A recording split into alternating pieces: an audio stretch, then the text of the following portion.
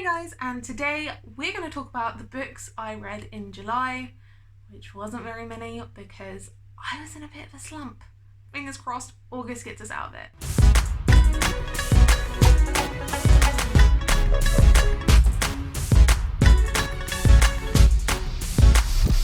Right, so in July I read a total of 10 books and just over 2,000 pages, I believe. So I really struggled in July just getting my head into any type of book. I was just in a really weird space mentally, and that resulted in me not reading a lot. Hopefully that will change this month because I have a lot of books I want to get to.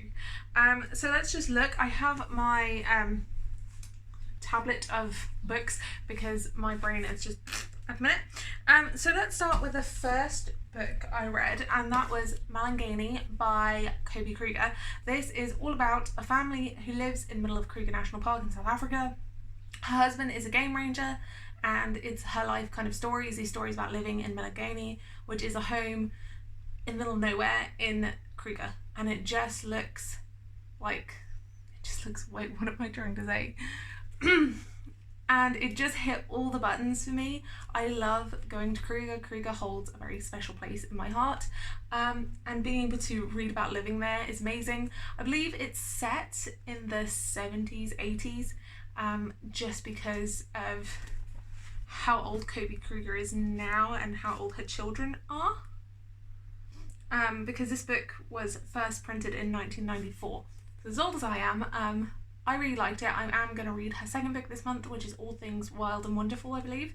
I don't rate non-fiction, but if I did, this would be 5 out of 5. I love this so much. I can't wait to eventually reread this. My husband really loves this book.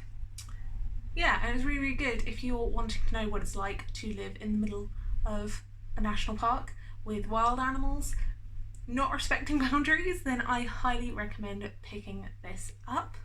And then I picked up TheOne by John Mars. This is all about a society that has figured out how to find your true love, your one match, your soulmate, your forever partner by using a DNA test. And it's kind of set up like Tinder or Hinge. There we go. I don't know why I went blank. It's set up like that, where you take a DNA kind of sample and you get put together with your perfect match. And in this, we follow a whole selection of people, one of which may or may not be a serial killer. I enjoyed the idea of this a lot more than I enjoyed the action of reading it. I gave it a 3.5. It was good, but it wasn't mind-blowing, and I didn't have the falling in love reaction that I feel like a lot of people had with this book. I did enjoy it. It was a good, nice thriller, but it wasn't super twisty. And maybe I was expecting more twists and turns. There was a few twists. I enjoyed it. It was good. I would recommend reading it. I can't wait for the Netflix? What? I can't wait for the Netflix series to come out because I think it's going to be amazing. Yeah.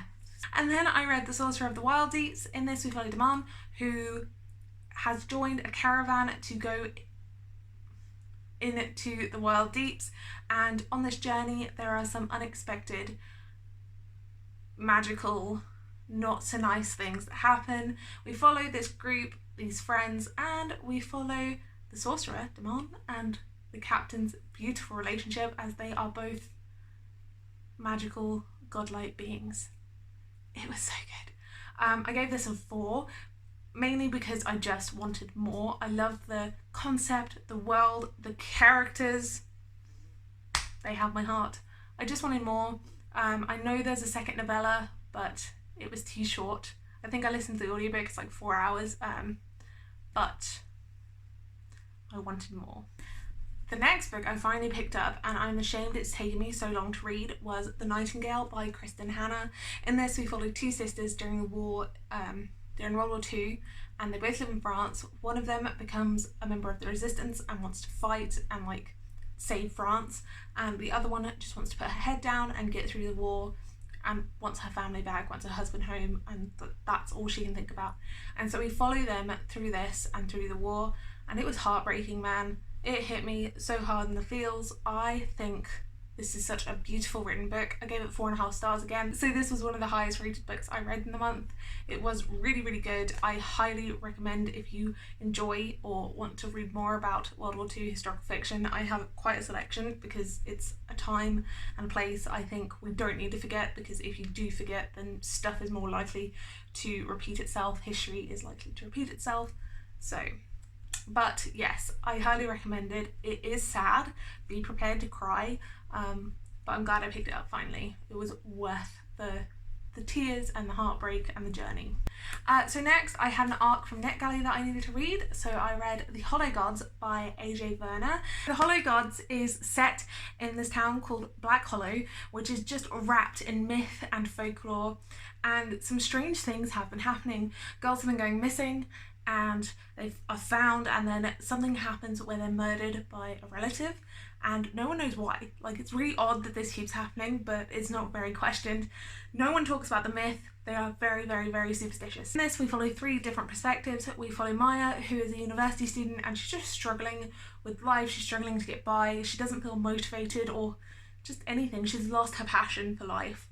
And then we follow Kai, who's kind of this alpha male who is going through a tough time and he's being controlled and possessed by something.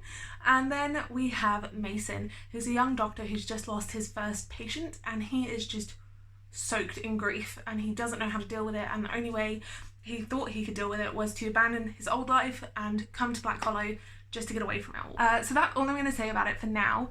But I really, really enjoyed the folklore and the myth of Black Hollow. I thought she did a fantastic job writing that.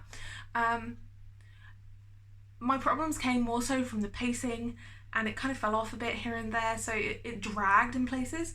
And it was sold more, I guess, NetGalley or the publisher's fault. It was sold as adult and horror, and it was more kind of paranormal YA, which is a good genre. Like, I'm not digging on the genre. I do personally enjoy that genre, but it just didn't meet my expectations I had going in. I really did enjoy it. I gave it 3.5 stars. I am interested to see where the second book leads.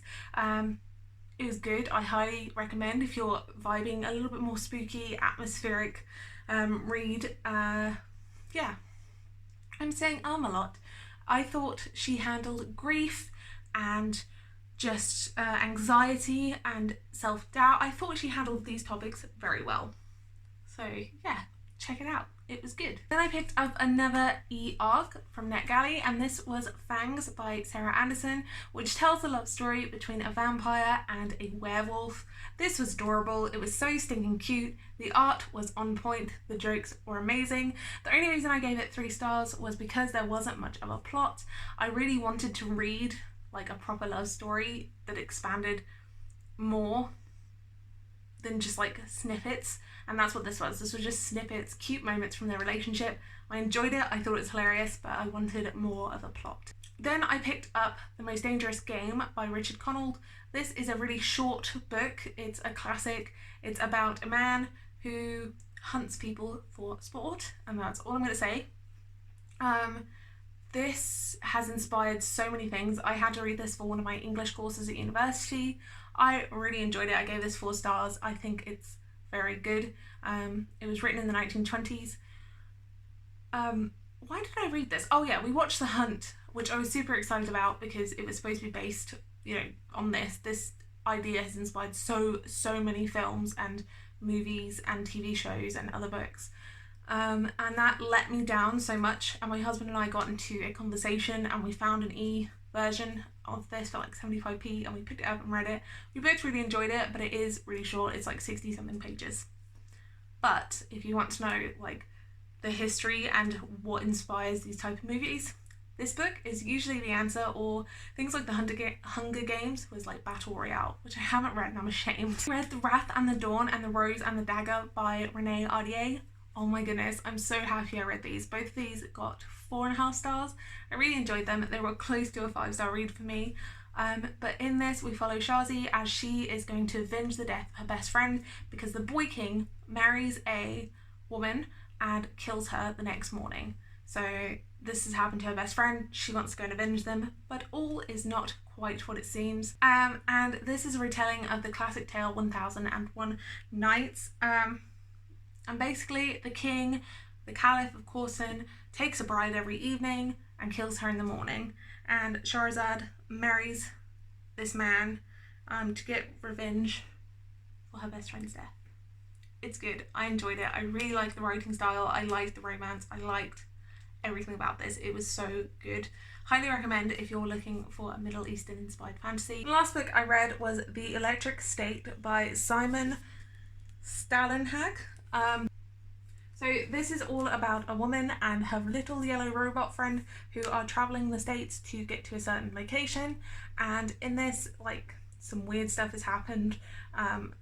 What does it say?